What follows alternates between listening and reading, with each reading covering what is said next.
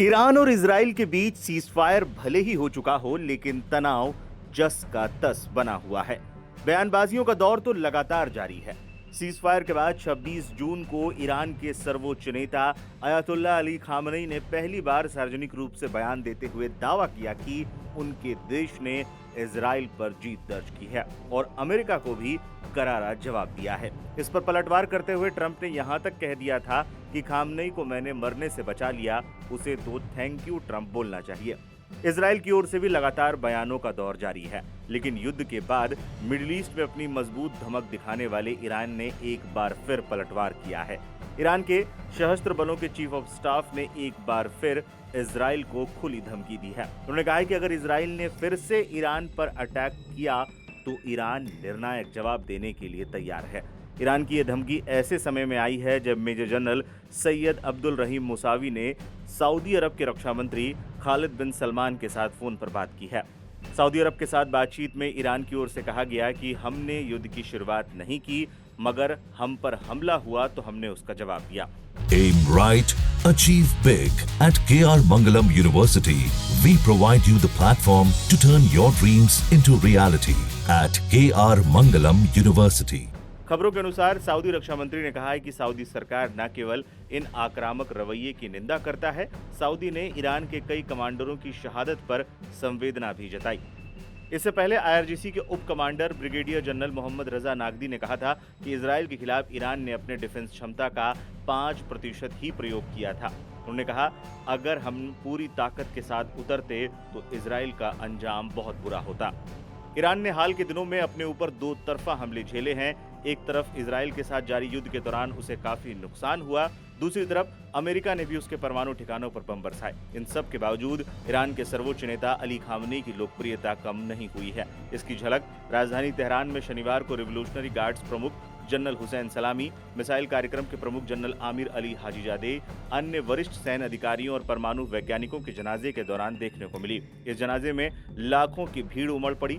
ये सभी 13 जून को इजराइल के साथ शुरू हुए युद्ध के दौरान मारे गए थे। सरकारी आंकड़ों के अनुसार 10 लाख से अधिक शोकाकुल नागरिकों ने राजधानी की आजादी स्ट्रीट पर जुटकर इन राष्ट्र नायकों को विदाई दी। इस दौरान लोग खामनेई की तस्वीर हाथों में ले रखे थे और एकजुटता का प्रदर्शन कर रहे थे। जनाजे के दौरान भीड़ ने ईरान के शत्रुओं के खिलाफ नाराजगी जताई। लोग ईरानी ध्वज लहराते हुए, नारे लगाते हुए आगे बढ़ते रहे। इस दौरान अमेरिका, इजराइल मुर्दाबाद के नारे लगाए गए। सरकारी कार्यालयों को बंद कर कर्मचारियों को अंतिम संस्कार में भाग लेने की अनुमति दी गई थी। ईरान के सर्वोच्च नेता अयतुल्ला अली खामनेई की सार्वजनिक मौजूदगी नजर नहीं आई। हालांकि ऐसा माना जा रहा है कि उन्होंने बंद कमरे में विशेष नमाज पढ़ी होगी।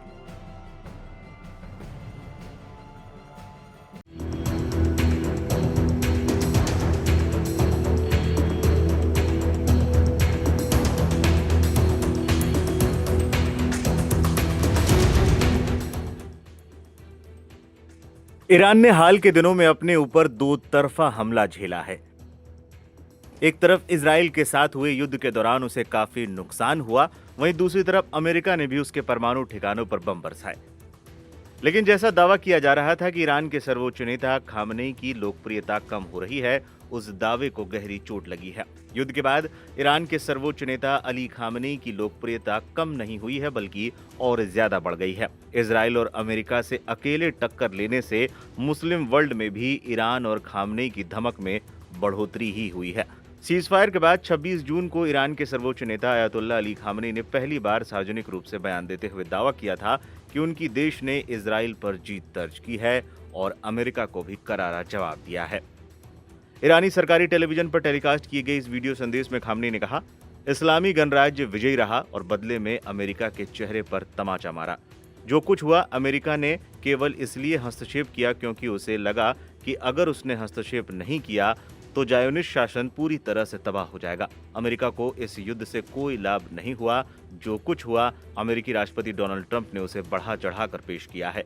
उनकी बातें सुनकर कोई भी समझ सकता है कि वो सच्चाई को तोड़ मरोड़ रहे हैं। खामनेई को जवाब देते हुए ट्रंप ने social media platform truth social पर लिखा, 12 दिन के इजरायली और अमेरिकी हमले ने ईरान की 3 प्रमुख परमाणु ठिकानों को गंभीर रूप से नुकसान पहुंचाया है। अयतुल्ला अली खामनेई ने मूर्खतापूर्ण तरीके से ये क्यों कहा कि उन्होंने इजराइल के साथ युद्ध जीत लिया? आप एक धार्मिक और देश के सम्मानित व्यक्ति हैं, आपको सच बोलना चाहिए। World-class faculty, cutting-edge labs, and immersive learning. A vibrant campus life beyond the classroom. SGT University, nurturing future leaders. Trump के इस बयान के बाद ईरान की तरफ से भी तीखी प्रतिक्रिया सामने आई। ईरान के विदेश मंत्री सैयद अब्बास अराक्ची ने साफ कह दिया कि अगर अमेरिका वाकई ईरान से कोई समझौता करना चाहता है तो राष्ट्रपति ट्रंप को ईरान के सर्वोच्च नेता अयतुल्ला अली खामनेई के प्रति इस अपमानजनक और अस्वीकार्य लहजे को छोड़ना होगा। एक राष्ट्र के रूप में हमारा मूल आधार बहुत सरल और सीधा है। हम अपनी कीमत जानते हैं, हम अपनी स्वतंत्रता को महत्व देते हैं और कभी भी किसी और को अपना भाग्य तय करने की अनुमति नहीं देते हैं। ईरान और अमेरिका के बीच चले इन तीखे बयानों पर पूरी दुनिया की नजरें लगी हुई थी। यहां तक कि युद्ध के बाद सामने आए अयतुल्ला अली खामनेई के वीडियो संदेश के बाद इसे दुनिया भर के मीडिया ने जगह भी दी। खासकर अरब जगत के अखबारों और चैनलों ने इसे प्रमुखता से रिपोर्ट किया। कतर की अल जजीरा टीवी ने रिपोर्ट करते हुए कहा, इस वीडियो संबोधन ने ईरानी जनता की एकता और युद्ध के दौरान ट्रंप की उस मांग को ठुकराने पर जोर दिया जिसमें उन्होंने कहा था कि ईरान को आत्मसमर्पण कर देना चाहिए। खामनेई ने संघर्ष विराम के बाद पहली बार दिखाई देते हुए ट्रंप और इजराइल को संदेश दिए। मिस्र की सरकारी अखबार अल अहराम ने 27 जून की प्रमुख हेडलाइन में लिखा, खामनेई ने इजराइल पर जीत का ऐलान किया। उन्होंने कहा कि उन्होंने अमेरिका को करारा तमाचा मारा। राय अल यौम के संपादक अब्दुल बारी अतवान ने लिखा, खामनेई की उपस्थिति ट्रंप और इजरायली प्रधानमंत्री के लिए एक झटका थी और ये दिखाता है कि ईरानी शासन को बदलने में वो नाकाम रहे। नेतान्याहू और ट्रंप के ऐतिहासिक जीत वाले झूठे दावों का जवाब दिया। हम खामनेई की इस बात से सहमत है कि ईरान इस युद्ध में विजयी रहा और इजराइल अमेरिका की तरफ से किया जा रहा ऐतिहासिक जीत का दावा महज झूठ है। यरूशलेम पोस्ट अखबार की वेबसाइट ने लिखा, खामनेई ने छुपकर भेजे गए एक रिकॉर्डेड संदेश में कहा कि उन्होंने इजराइल और अमेरिका पर जीत हासिल की। टाइम्स ऑफ इजराइल वेबसाइट ने लिखा, अमेरिका को दोबारा तमाचा मारने की धमकी देते हुए ईरान के खामनेई ने कहा कि ट्रंप ने हमलों को बढ़ा चढ़ाकर पेश किया। इस बीच ईरान के सर्वोच्च नेता अयतुल्ला अली खामनेई की लोकप्रियता की एक झलक राजधानी तेहरान में शनिवार को रेवोल्यूशनरी गार्ड्स प्रमुख जनरल हुसैन सलामी, मिसाइल कार्यक्रम के प्रमुख जनरल आमिर अली हाजीजादेई, कई अन्य वरिष्ठ सैन्य अधिकारियों और परमाणु वैज्ञानिकों के जनाजे के दौरान भी देखने को मिली। इस जनाजे में लाखों लोगों की भीड़ उमड़ पड़ी। ये सभी 13 जून को इजराइल के साथ शुरू हुए युद्ध के दौरान मारे गए थे। सरकारी आंकड़ों के अनुसार 10 लाख से अधिक शोकाकुल नागरिकों ने राजधानी की आजादी स्ट्रीट पर जुटकर इन राष्ट्र नायकों को विदाई दी। इस दौरान लोगों ने खामनेई की तस्वीरें हाथों में ले रखी थी और एकजुटता का प्रदर्शन कर रहे थे। जनाजे के दौरान भीड़ ने ईरान के शत्रुओं के खिलाफ नारेबाजी भी की।